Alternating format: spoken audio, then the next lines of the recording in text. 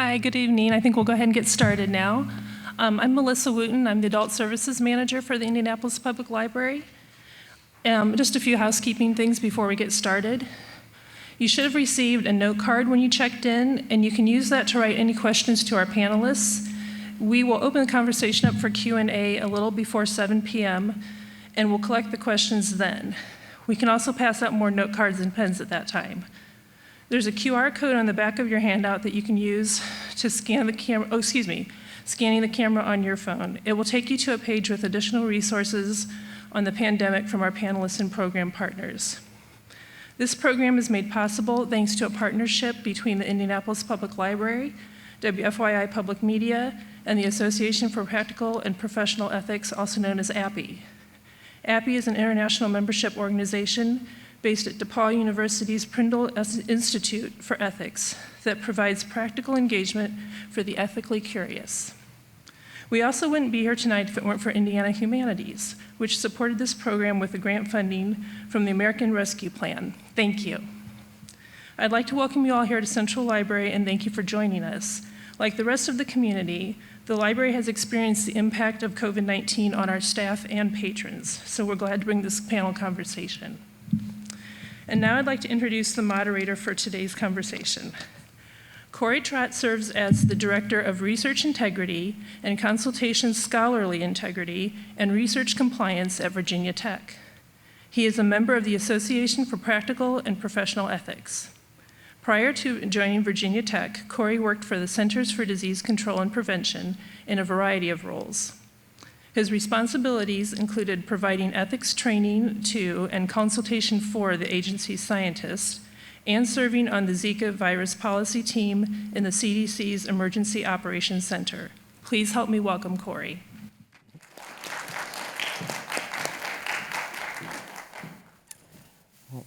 Thank you for that lovely introduction. Before I get started, I want to thank you all for being in attendance today and being a part of today's discussion. I'll introduce our panelists, starting from the far end and working back towards myself. First, we have Dr. Erin Carroll. Erin is a distinguished professor of pediatrics and chief health officer at Indiana University. He's also an associate dean for research mentoring and the director for the Center for Pediatric and Adolescent Comparative Effectiveness Research at Indiana University's School of Medicine. Our next panelist is Farah Yousry. Farah covers health equity for Side Effects Public Media, a Midwest health reporting collaboration based at WFYI in partnership with Indianapolis Recorder. Her reporting focuses on healthcare disparities in minority communities across the Midwest. And our final panelist is Chad Priest. Chad is CEO of the American Red Cross Indiana region, where he leads a team of over 3,500 volunteers and staff from 45 offices throughout Indiana, portions of Ohio, Kentucky, and Illinois. Chad is also adjunct assistant professor of emergency medicine at Indiana University School of Medicine and co-founder of the Disaster Medicine Fellowship Program. Welcome our panelists. Thank you.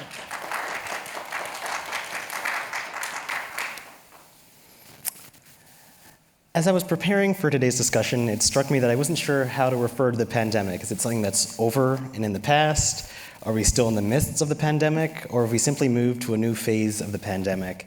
To start, I'd like to ask each of you for your thoughts on the current status of the pandemic. Where are we now? We'll start at the end and work our way towards me. I think it's hard to say it's the end because it is absolutely raging in other parts of the world, where significant numbers of people haven't even come close to getting vaccinated yet, where surges still occur and where treatments are sparse. So even if things are looking better locally, and we want to say that it's improved, this pandemic is far from over.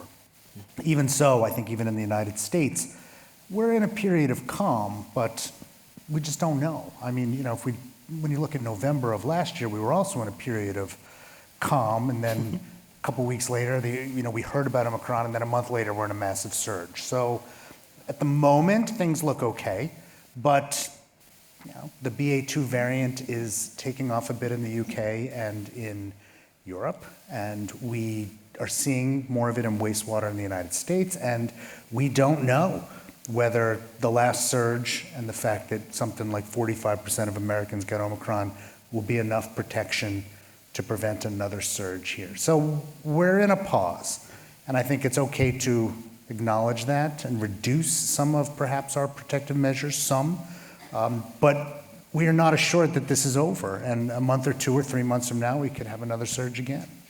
Thank you. Any additional thoughts, Farah? Yeah, I mean, one group I don't envy is school kids sitting in the year 2040 or something, trying to understand like this period of history, all the guidance and politics. I mean, it's been a mess. But yeah, like Dr. Carroll's saying, it's hard to say that it's the end. As he mentioned, in Europe, in China, it looks like it's back to square one, where production lines are halted, grocery stores are closed, you know. They're trying to test entire cities. Millions of people are under travel restrictions.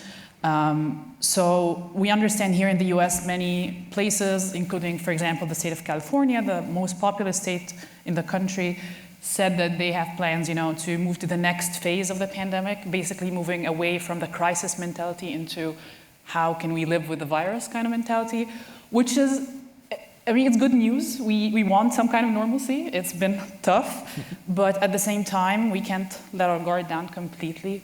It's also important to remember that while it may make sense for many Americans to drop, you know, mask mandates and other protective measures, we have people who are immunocompromised or who can get vaccinated for whatever reason. And so I spoke with many of them, and in their eyes, it looks like, you know, protective measures, which protected them to an extent, are dropping, and at the same time, work accommodations like remote work are being rolled back, and so it's the perfect storm. There's also, there are other lingering issues, so maybe the pandemic there's a pause, or, you know, it's improving in terms of the number of infections or hospitalization or death, but the lingering effects are they're still there. We still see them. People who are experiencing long COVID, we don't know yet how can we help them. People who've had major disruptions to their livelihoods, their careers, their jobs. So there has to be a distinction between, yeah, the pandemic may be improving, but that doesn't mean that we can drop, like we can abandon emergency measures that the government has been taking to, you know, assist people who really need it. And so if we drop those emergency measures as fast as we're dropping our masks, really the people who would suffer the most are the most vulnerable populations, communities of color, the underserved communities, and so on. Thank you. Yeah, I think that's a great point, that local experience may not be indicative of national or global trends. Yeah. Well, I just came to hear what Dr. Carroll would answer to that question, so to sort of adjust my own behavior. I don't have anything to add. The science is really clear. I'm not an epidemiologist, although I did, you know, live through the last 2 years. And I think Erin's completely right. Look, the reality is that there will be new pressure. I don't even like the phrase waves. There will be new viral pressure that will change and force us to change the way we behave. I think what you're seeing is humans adapting to COVID, and that is interesting. And so the question is, the pandemic over might be rephrased. This is a trick, by the way, so I don't have to answer your question, as, is the pandemic over for me? Mm-hmm. And I think the reality is it is over for many people. And that is not a surprise. That is actually pretty consistent with everything we know about how humans relate to health in any number of ways. And so I have often joked that I've declared this pandemic is over for me, you know, and I was very comfortable doing that the 17 to 25 days after I had a very uncomfortable bout with COVID. As I get farther away from that, as I'm farther away from my booster shot, the pandemic may feel not quite yet over for me. And I think that's the world we're in. So I really, what Farah said is so spot on. Even if transmission drops today, the effects of this, the effects of this pandemic will be felt for so long that it's really hard to declare anything over. And I think this is one of the big challenges we face as people who are health communicators and health workers and those who care about health, is how do we engender a respect for this thing around us without succumbing to it in our daily lives? And I think that's where the political side of the house is trying to take us. I'm ready to follow them. I just want to be safe in doing so. All excellent points, and I think transitions nicely into our question about a community who may have been even more severely impacted by the COVID-19 pandemic. Data collected by the Center for Economic and Policy Research shows that people of color are overrepresented in several frontline industry jobs, and that African Americans are overrepresented in essential jobs that, compared to the national average, pay less, offer limited benefits, provide less stability, and during the pandemic, sometimes expose them to COVID-19 at higher rates than other groups. And we'll start with Farah. How do you think the pandemic has influenced perceptions of people working in fields like agriculture and the service industry? And do you think there will be a lasting impact on what we've now deemed essential industries, which we may not have thought that way before about them? Yeah, I mean, so social scientists coined this term precarious employment, which basically refers to jobs that have one or more of the following: either a job that doesn't provide you with enough income to live a dignified life, doesn't provide you with benefits like health insurance, or exposes you to bodily harm in terms of like being exposed to a virus and so on. They don't offer enough time off, for example. And so studies show that even before the pandemic, 36% of Black Americans were in a precarious employment kind of situation, as opposed to 30% of white Americans. And the rates in both groups are high, especially given like we're in the United States. I come from Egypt originally, by the way, so like I have like a different perspective. It shows us that we need to do much more, not just in terms of trying to reduce unemployment rates, but to increase the quality of the jobs we're offering people. And so like a precarious employment kind of situation would be, for example, grocery store workers. We know it's not a secret that they don't make great wages, but they were also, on the front lines, they were essential workers, and I'm pretty sure everyone like knew firsthand how essential and crucial their job was when it came to the toughest times of the pandemic, really. But grocery store workers, they don't have the luxury to work from home, much like doctors and nurses. The difference is, for example, when vaccines were first rolled out, they were not prioritized in terms of vaccination efforts. And so you see here there's a situation where they don't get enough not a good living wage, no luxury of remote work, and they're being exposed, and at the same time they're not being prioritized when it comes to protective measures like vaccines and so on. Yeah, I think certainly a reframing of how we distribute those scarce resources in these types of emergency situations. Chad and Erin, do you have any additional thoughts, maybe in particular how these things have impacted people working in the healthcare professions? Yeah, I mean, I think I would remind folks that the front lines of the pandemic really were in the community, with all respect to my colleagues, my friends who are working in hospitals, that is of course the case, as is any disease outbreak. And there's no question that some communities fared differently, and that shouldn't surprise us for all of the reasons that you've just said. So I don't have anything smart to add to that, other than the recognition that many infectious diseases, certainly not all, but close, follow sort of the fault lines of society. And we should not be surprised that in the midst of a pandemic, we see disproportionate impact in the places that are already struggling, whether that's from traditional social vulnerabilities or vulnerabilities created by the pandemic itself. I always feel the need to point out that COVID has exposed and exacerbated these disparities. It did not cause them. That at the same time we were telling everyone to stay home, we of course told some people, no, you have to keep working. At the same time we said everybody needs to be distanced if they get ill. We ignored the fact that some people live in small apartments and houses that are too small with multi-generational families that can't possibly get away from grandma and grandpa if they need to. I can't tell you how many articles I read on how you might want to wash and disinfect your delivered food, but almost no articles on, well, what do you do if your school closes down and your child is dependent on a school lunch program in order to actually eat? Mm-hmm. And then of course, when we started getting to the point that we said, well, ventilators are scarce, and how will we deprioritize, you'd see things about, well, maybe we should ration it so that healthier people get them first, which further exacerbates, again, those disparities, because the people I just described who were screwed at every step of the way also tend to be less healthy, have more chronic conditions, and a harder time accessing the healthcare system. I think this has led to an enormous amount of mistrust. It's only exacerbated that. It's made it so that many populations trust the healthcare system even less, with good reason, and that these are incredible structural things that need to be fixed even long after the pandemic is gone, because they've existed for a long time before that. So going back to your jobs, I was speaking with a professor at IU School of Public Health, and she was talking about precarious employment, and then we talked about social determinants of health, which are basically the factors that affect a person's health outside of the hospital, where we live, work, play, worship, and age, and where we're born.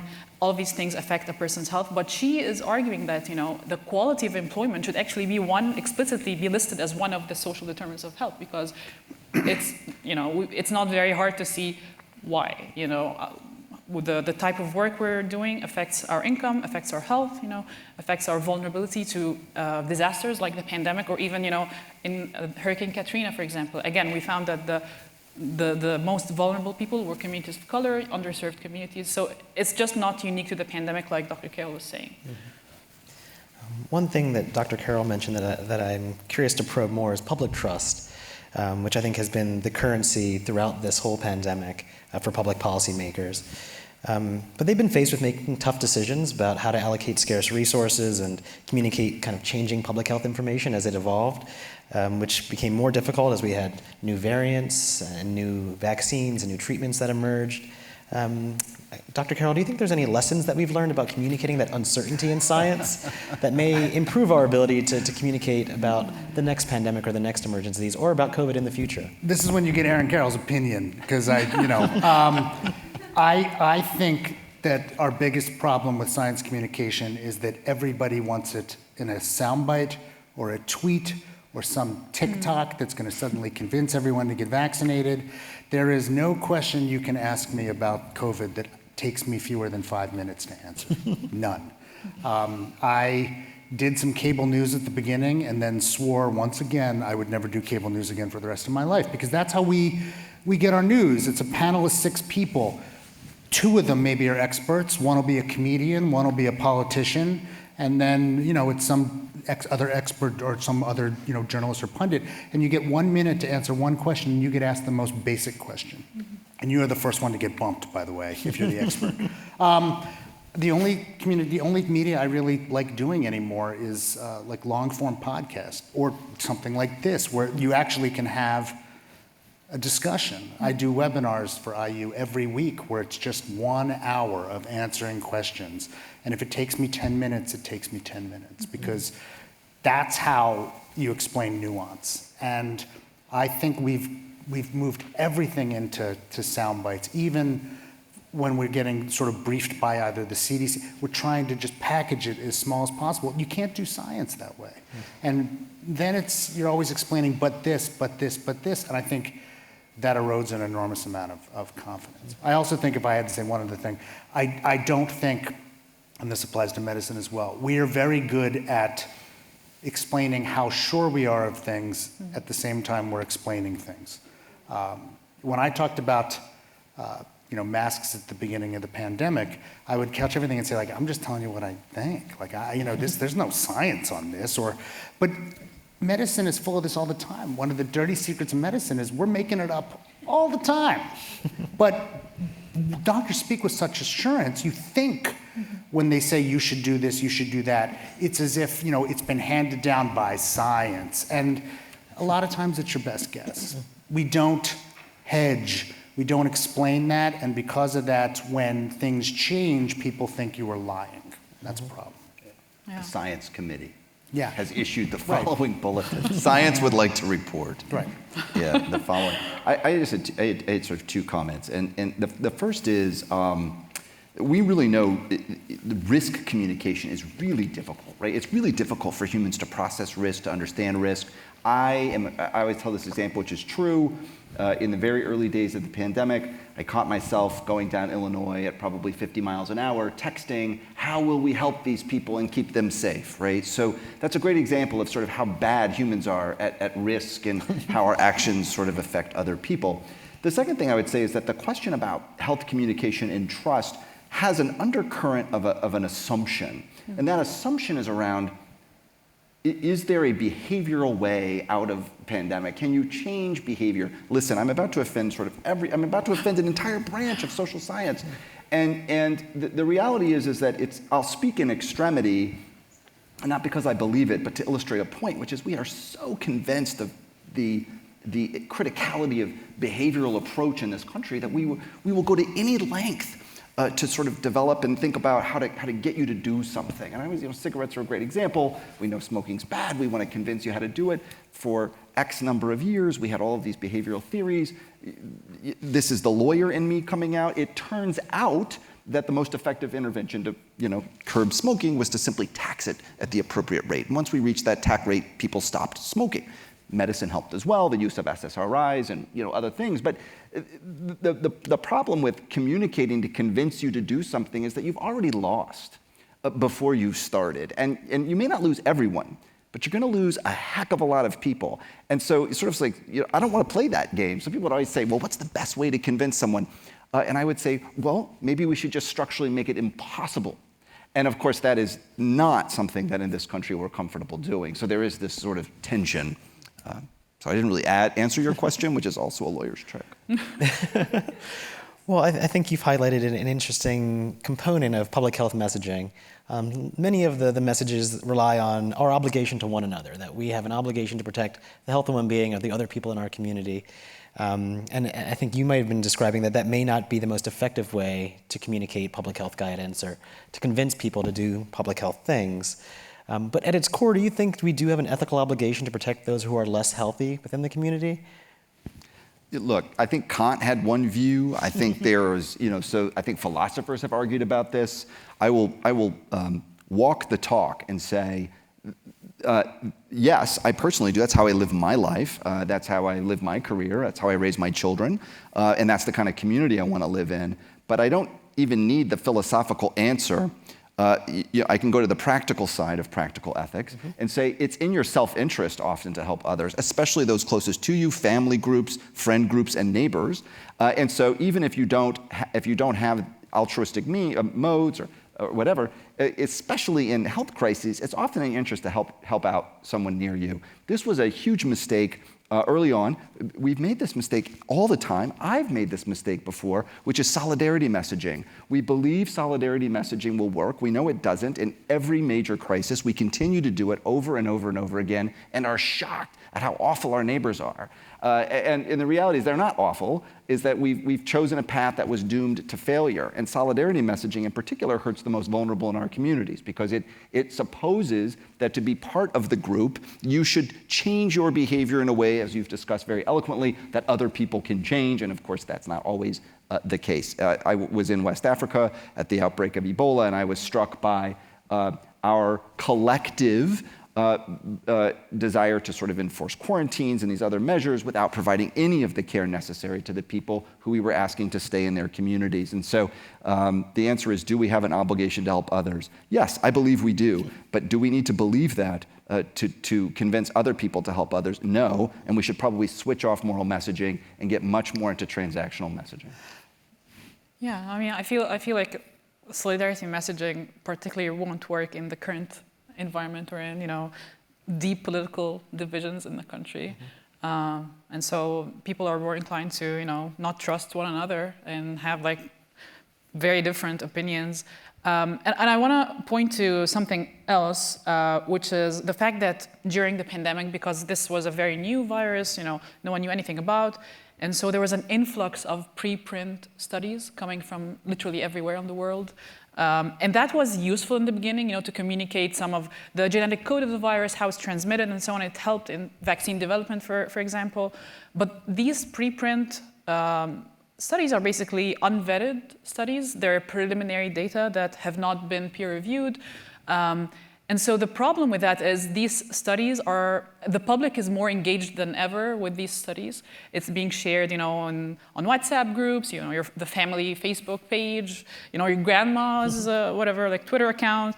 And so there's a problem when science takes its course, like Dr. Carroll is saying, science is all about questioning and conflicting, hypotheses and then testing and seeing if that works. And so when this unvetted research is then subject to a peer review process, which is the natural course of any,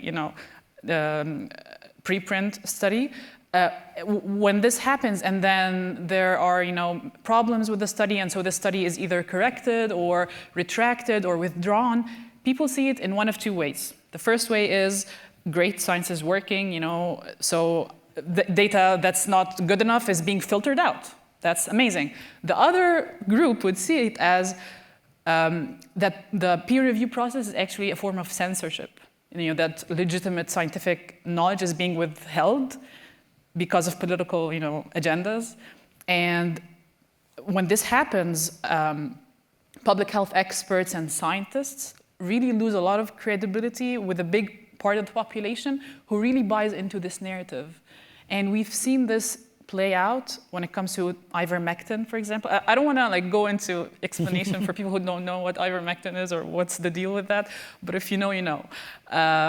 So yeah, ivermectin, that's a perfect example. And as a journalist, which is very interesting to me, whenever I write anything about ivermectin, that's the time I get the most interaction from the audience. I get so many emails from people, attacking me, and I'm like, it's a drug, it's a medicine. Why are you so passionate about medicine? But it goes back to the messaging and misinformation, that's being spread around. And another interesting point that during my reporting, I spoke with several scientists in the UK and the US, and they've told me that whenever they publish COVID-related research that upsets anti-vaccine groups somehow, some of them got death threats to themselves or their families. And so many have chosen not to communicate on social media. And this leaves a big void. Who will fill this void? Probably people with ill intent, malicious goals, and misinformation, really. So I'm going to offer a slightly alternative view. I actually think when it comes to messaging, especially about vaccines, we have absolutely abandoned the communal messaging. I feel like all the messaging about vaccines is how much it reduces your personal risk. Every article that you see has the same graph of the hospitalization rate of the unvaccinated versus the hospitalization of the vaccinated, which is saying to you, you should get vaccinated to protect yourself. That will not work on anyone who is not at high risk. If you're younger, healthy, if you have children who are not at much risk, that kind of message. I think we've missed the opportunity to say we need to vaccinate to protect the community, that you should vaccinate to protect your grandparents, that you should vaccinate to protect your loved ones, you should vaccinate to protect your friend who has cancer, whatever it is.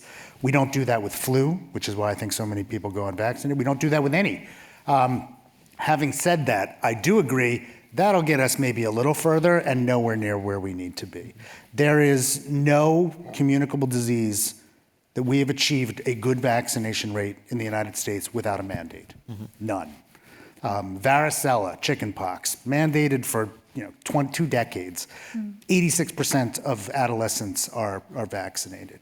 Measles, mumps, rubella, maybe 90-ish, 95%. Flu, maybe 50. HPV, for which there are almost no mandates, 22% of young adults are vaccinated. People don't go get vaccinated unless you make them get vaccinated. And our way of doing that is usually we make kids get vaccinated to go to school, and if we have decades, eventually all of them grow into adults, and now everybody is vaccinated. The problem is we don't have decades, so we can't even focus this just on kids. We need to get everybody vaccinated. You can pick your poison on what a mandate is. It doesn't have to be go to jail or lose your job. The Affordable Care Act has a mandate. If you choose not to buy insurance, you pay a tax. We have other ways of doing this, but we have been unwilling to sort of take those steps, the only proven steps that would get us to where we need to be. And I think if you look at populations, whether it be schools, colleges, universities, or workplaces that have mandated vaccine, they achieve very high levels of vaccination. We know what to do. We're just unwilling to take that collective action. Shifting the focus slightly, but still staying with kind of the theme of children that you mentioned, one of the groups that may have sacrificed for the betterment of the wider community is children. They were forced to stop going to school in person, transition to remote learning, which may have unintended consequences for their well-being in the future. We just don't know. But according to the CDC, most children with COVID-19 have mild symptoms, or they have no symptoms at all. So I'm curious, do you think there's ways to keep schools open while still protecting public health, or what are your thoughts about school closures as a practice moving forward? I know you've done some writing about this. Look, in March of 2020, I wrote a column where I tried, this again is hedging, I tried to present both sides of the story. Like, there's not a lot of good evidence for this, but on the other hand, we're shutting down everything else in the world. And I landed on probably we should shut down schools because we're all going into lockdown and we don't know. That was March of 2020. I was appalled by the fact that we were in the summer of 2020 and still not working on a plan on how to get schools open. I have been appalled by and this again is my biggest problem with the pandemic, how uninventive we are, how we do not think outside the box. We had hotel ballrooms completely empty. Why couldn't we put classes in those? We could have run school in the summer and had it outside. We could have it massively ventilated. There are just so many things we could have done and did not. We just shut it down. And then we went through, much of my kids' school eventually went hybrid, which was fine. And in fact, my kids loved it because every other day they just slept in. But a lot of schools did not. And then we got to, this year where, every bar in the country is open. Every restaurant is open. We're having weddings, which are just, breeding grounds for COVID. The only thing we kept debating about keeping closed was schools. Now, there's no economic activity in schools. They don't have a constituency. There's no lobbying group for kids in that respect. And we seem to be willing to, make that the first thing we shut down and restrict when really it should be the last. Other countries were much more likely to start up schools first and then all those other things I mentioned. We did exactly the opposite. But again, I'd argue that, our deprioritization of kids is a long-standing issue, not something that happened or started during COVID. It always does. But our inability to declare that school is essential and that we should do whatever it takes. Why are we not testing to treat? Why can't we have antigen tests, ubiquitously in schools at this point? Why can't we come up with better schemes for isolation or quarantine with the school systems? Why can't we resource them to be massively safe with better ventilation? We have so much money, and yet we won't do anything. We just pretend like there's nothing we can do. Mm-hmm. Related to school closures, something that's impacted my professional life is shift to remote work. Many people have found that to be more efficient. Some companies are trying to bring back hybrid or in-person work. Thinking of consequences of the pandemic, I'd like to get your thoughts, as each of you have them, about the impact long-term on our work environment and our work culture now that we've lived with remote working for the better part of 2 years. I honestly don't have anything smart to say. I like remote work personally. So, it's been good for people who have different risk, thresholds. We're not all the same for many different reasons. People now see there's this option. No, it was never an option before. So I think, and again, this is just a speculation, not an educated response. But I believe that many, companies will offer some sort of, accommodation to be competitive, really. Yeah. In the hiring market, it's become almost an essential. For sure. And the irony, of course, is I think what Erin said about inventiveness, I want to go back to this because this really is the story. Yeah. The de-MacGyvering of America that we witnessed over the last 2 years was pretty exceptional. I often thought, goodness gracious, and that isn't a political statement. It is a reality of our failure to be even remotely creative. Yeah. And some of that was, I think, a result of poor understanding of science, a belief that this thing would just go away, and so we didn't want to deal with it, and I can see that. But there was also a lack of fortitude, and that worries me a great deal. We're facing existential threats all the time around us, and what is our capacity to deal with that? I often thought the example you gave, have school in the summer. Why don't we have school in the summer? It was for harvest. There were reasons then. Right. Well, there are reasons now. My kids are not shucking corn, right. in August. My kids live near Butler, and they're out doing things, and they could have done it in the evenings. And I think that ties to your questions, because who did figure out how to be flexible and creative and nimble were people whose economic incentives encouraged them to do it. And I think remote work's the great example. At the Red Cross, for example, we many of our workers, they can't go home. The people drawing your blood that you're generously donating and the people responding to disasters, they need to be there. But a lot of our employees don't. And I'm the least important person at the Red Cross. And so I very comfortably worked in my garage for 2 years almost. And I will say that what we're figuring out is that, just as you pointed out, there will be employees who will always want to do that. We should absolutely do it. And there's huge opportunities to consider, are we overbuilding? Can we reduce our carbon footprint in this way? I think much good will come of it. Of course, it isn't translating to those sort of fundamental elements of the society where it should. Neighbors, schools, kids, the structure of our communities. That's concerning. Thank you. I think we're going to shift to audience questions, and I've gotten a few from the registrants prior to the event, but if you've written down questions, I think we'll be going around and collecting them. So we'll do that at this time. But as that happens, one of the questions that we received before the event was about long COVID. And maybe one of the forgotten groups is that there's still a large portion of individuals suffering from what's been termed long COVID. Do you think there are adequate systems in place or adequate resources being dedicated to that group? And if not, how might we better support our community members living with long COVID? So I may be a bit controversial here in that we have always seen that when some people get viral illnesses, some percentage have persisting symptoms, post-viral syndrome. It's more common with some viruses than others. Patients who suffer from this often wind up going to the doctor again and again and again as we try to figure out what's wrong with them. And eventually we fail, and they get labeled with one of a number of diagnoses where we're just like, we don't know what that is. You're in pain, I don't know why. You have trouble breathing, I don't know why.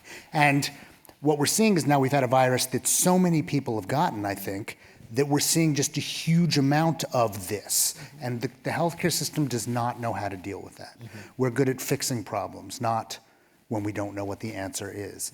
I don't know that it's particular to COVID. Like, I think this may be lots of people with post-viral syndrome, and that we should instead focus on how do we adapt to supporting this kind of problem as opposed to labeling this a new disease and then still saying we don't know what to do with it.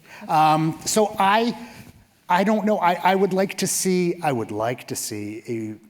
real shift in the whole system and how we care for people both in the short and long term who are ill.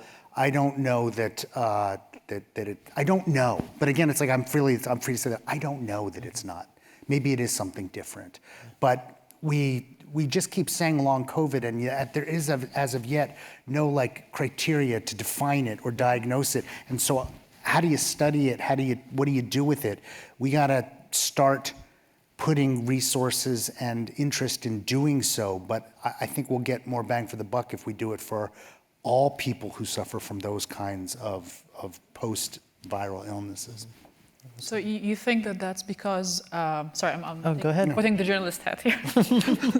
So is it because there's no other virus that has affected so many people at the same time? That's why we're seeing I mean, I think because we see this with other viruses. People get viruses and then they have long-term symptoms. We see it with other illnesses. I mean, I can't tell you how many times, you hear about, there's some people that get Lyme disease and it's acute. Some people get Lyme disease and then they think it's long-term and we don't know what to do with them. And we think about it. Other diseases have, most people get well, some people do not. Okay. I think that that's something we know very little about to begin with. And maybe we should be worried about that than thinking this is something particular to, this novel coronavirus. Right. So yeah, I mean, Senator Tim Kaine, I think of Virginia's, he gave an interview to the Washington Post, and he said he suffers from long COVID, and so he is proposing a bill to increase resources, for more research and to understand what is long COVID, if it's a thing, and how can we support people and how can we help them get better faster. I mean, I'm not a doctor. I don't have any. My concern with this is that whenever we pick an illness and we start devoting massive resources to that, many more people start having that illness. Because even if you have something at the edge, we get funneled into it. Like, we diagnose a lot more autism now than we used to, partially because there's way more resources if you're labeled that you have autism than if you have similar symptoms, but we don't call it autism. And so Interesting. people get shunted in where the resources are. And I think we will see people who have other illnesses and symptoms, and all of a sudden we'll say, oh my gosh, so many people have long COVID. I don't know. Like, we just don't have good criteria or objective ways to figure that out, and I don't know that it's happening well.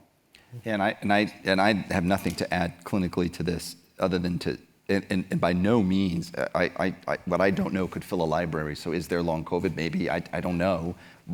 Regardless, so not to connect these two items, I think it's important to point out the trauma that we've been through. And many of the things that we're hearing, I mean, how many of you are tired? I'm exhausted all the time, right? Some of it's just because I'm getting older, and I got older during the pandemic, right? Which was the one thing. But I'm also tired. I'm tired because I'm getting up every day. I'm putting on clothes again. I'm mentally exhausted, right? And that's not I'm not exceptional in that regard. We all, and I think that will have enormous impacts. It has enormous effects. And those actually are really frightening to me. And I think for our children in particular, I've seen it in my own family, horrific outcomes that often were happening in front of us that we didn't see, even though we were all sitting next to each other every day. That, I think, is going to be the long COVID everyone can relate to no matter what. And I worry about it a great deal. Chad was alluding to how payment structures can influence diagnosis and care, which I think segues nicely into one of the questions we've received from our audience members. Healthcare reform has been a contentious issue for at least the past few decades. In the circles that I work in, the way that research is funded has also been kind of speculated how might that be improved. Do you think, from the pandemic, the experience we've had, healthcare has been at the forefront for at least the past 2 years now. Do you think there will be reforms in the way that we think about healthcare and that we think about funding for research for things like vaccines? You want me? These no, are big but questions. I'm cynical. I think the only long-term change that we will likely see in the healthcare system is, I believe, telemedicine is here to stay. Because the system as it exists fought that tooth and nail. It said it was substandard, we can't have it, pandemic forced it on us, and everybody saw that not only was it great, but it was good. And so I think that will stay. But structural changes to the healthcare system? We need them so badly, and we're so resistant to it. I mean, the Affordable Care Act, for all intents and purposes, was just about changing how maybe, 15% of America gets its insurance, and we're still fighting about it a decade later. Nothing about delivery reform. Nothing about, changing some of the structural issues that exist. Nothing in, trying to make the actual delivery of care more equitable or trying. It was just how do we get this small group who we can't figure out how to get insured a little more insured, and we're still having fights. So I'm skeptical about that. I also think that vaccine development, I hope so. I do think that this mRNA vaccines will be something that'll prosper in the future. But what the truth of the matter is that we've had diseases which require vaccines for so long that we've ignored. Malaria, HIV, where we've been working on it without success for so long. It's not as if we did not have illnesses which required vaccination.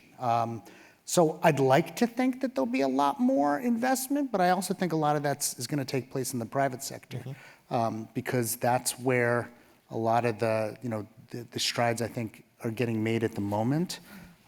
But I don't necessarily see major changes to our public structuring of funding of research. I wish there was. The other thing is I want to believe that we'll learn a lesson and invest in public health, because while we're willing to spend $3 trillion on healthcare that's often a marginal benefit, we are so unwilling to spend, even pennies on the dollar for public health, which is almost always cost effective. And I hope that will change, but I'm cynical about that as well. Yeah, I mean, we saw, and Farah, I hope I'm not jumping over you, so just tell me to be quiet if I am. But what was the big measure we were all worried about? Will there be enough hospital beds open? This was, it's kind of like going to your favorite restaurant and going into the kitchen and you're like, wait a minute, this is no longer my favorite restaurant, because people in healthcare, I had very marginal worry about this. mostly because I already know what our capacity in hospitals is to begin with. And it was a very American thing to be super ready for rescue, right? This is the thing we do. We're really good at rescue. And it is completely inefficient. And so I completely agree. I don't think you'll see structural reform here. If anything, we somewhat doubled down on this idea that we can hospital our way out of illness. It's an absurd notion. It's not backed by any knowledge. There's not a single healthcare worker in America who would say that they would trust their health to hospitals. We trust our health to science for certain and for medicine. That's true. But what keeps us healthy has almost nothing to do with your physician or your nurse practitioner or anything else. And for some reason that we feel very uncomfortable saying that out loud. And maybe we just need to keep reminding people that those things that make you sick or not are often the things right in front of you, and it's your everyday life. I think we probably have time for one more question. So another one solicited from the audience, and maybe the most pertinent question is, we are now transitioning to a space where we don't have to wear masks in spaces like this, at restaurants. The audience member wants to know, how comfortable should I feel, or how should I gauge my ability to feel comfortable going back out into society in a way that I might have done 2.5 years ago? Again, big questions. Whoever would like to. I mean, I'm happy I'm to not go. the doctor, so. So this is one of those questions, and I'm actually glad that you said, how comfortable should I feel? Because one of my hugest pet peeves is that we keep talking about safety like it's binary. Right. That things are safe or unsafe, as if it's a switch that you flip. And like someday, a magic day, we will be safe and we can take off our masks and go back to normal. It is all a spectrum of safety. And it has so many variables in it that are at some level very personal. Now, I think we can make an argument that at some point things become so unsafe that we take collective action. We had a mask mandate at Indiana University until just like 2 weeks ago. And Monroe County had one because Monroe County felt that there was needed to be one. That's because we felt like the danger of transmission was high enough in classrooms, or there was enough of a concern that we felt that there needed to be collective action. But at some point, the needle moves. It's not going from safe to or unsafe to safe, but it moves. We see far fewer cases. We are looking at, we have huge amount of testing. We know exactly how many cases are occurring every week in our population. We can see the positivity rate because we do so much testing. So when you ask this question, I say, how much COVID is there in your environment? And right now, it's pretty low, in Marion County. And I would say further, who are you spending time with? If you're vaccinated and boosted, you're massively safer than you used to be. If your family is vaccinated and boosted, that's massively safer than it used to be. If most of the people you're hanging out with are vaccinated and boosted, that's massively safer than it used to be. If you're hanging out in those situations, I think it's pretty safe to take off a mask. I think that the chance of coming into contact with COVID and not knowing it are pretty low. Of course, this also assumes that people who are sick stay home. Because we're not seeing, I think, as much asymptomatic spread with Omicron as we used to. And even if you're going to a restaurant, if you're eating with other people who are vaccinated and boosted and not symptomatic, that's pretty safe because those are your close contacts. Now, would I go to like a massive indoor concert? Probably not. I don't know what people are doing. I don't necessarily trust that everybody stays home after they bought a ticket if they're sick. But if I was in Assembly Hall at IU, I'd say, well, most of these people are vaccinated. I mean, I know that because I'm in Monroe County and I know that, what the vaccination rates of our campus. So you make those kinds of local, individual decisions, I think, when it becomes safer in the community. And I think it's hard for us because we've gotten used to the CDC telling us what to do. And this is also, and I'm going to talk for one more minute, I promise I'll stop. This is also baffling to me. I mean, the CDC, I'm actually writing a column on this right now. The CDC has been telling us forever, eat no more than, 2.3 grams of salt a day. The CDC has been telling you never to eat beef unless it's cooked well done, 145, 150 degrees. They've told you never eat raw cookie dough. They tell women who are of childbearing age they should never drink alcohol unless they are on, real birth control. No one listens. No one listens because we recognize that the absolute value of the risk, not whether risk exists, is so low on all those things that we feel comfortable ignoring it. When the risk is high, we should probably listen to what they're saying. But when the risk is pretty absolute value low, we ignore it. The other thing is that the CDC tells you what nutrition looks like. They don't tell you what to eat for lunch. We have to make those kinds of decisions on our own. We have to be, comfortable translating broad ideas about safety into our own personal space. And we're going to need to do that more and more as things become less dangerous. And they are much, much less dangerous overall than they were, a year ago, certainly more than, 2 years ago. And I know that that's a difficult adjustment, but it's going to be more of those things. I don't want to wear a mask forever, but I probably will get used to carrying a mask forever. Because again, if I'm also a good citizen and I like to think a decent human being. If I was coming into contact with someone who was severely immunocompromised because they're in chemotherapy and they told me they'd feel more comfortable on a mask, I'm going to put on the mask. I would do that for my loved ones too. But in general, it's safer than it was, and there are a lot more situations where I feel totally comfortable not wearing a mask. Mm-hmm. And Farah, this may be anecdotal, but that's perfectly okay. In your work interacting with the community as you do your reporting, have you noticed differences in how you're interacting with the community, how your work has changed as we transition to this next phase or this different phase of the pandemic? Yeah, so in our reporting, we are, we have to wear a mask in order, for us to do our job. Just, our organization tries to keep us safe, liability and all of that.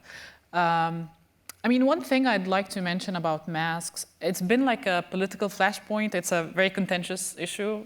It shouldn't be. But, like Dr. Carroll was saying, comfort level is relative. It all depends on your situation.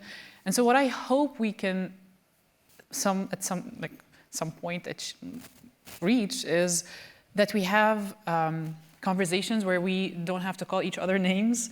We don't have to label a group, that they're not smart enough or they're anti-science, no matter their political ideology.